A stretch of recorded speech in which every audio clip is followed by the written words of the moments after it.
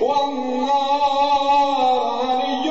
هو الساقي لأهل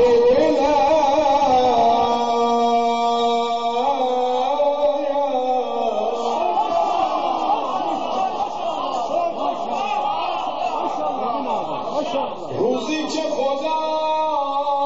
گل خلایق به سرش برده ساعت احساسو استیم با جان امیرالمومنین روزی که خدا گل خلایق به سرش بالای در بهش این جمله نوشت بی مهرانی برو بکیدم ممنون آهو بیا که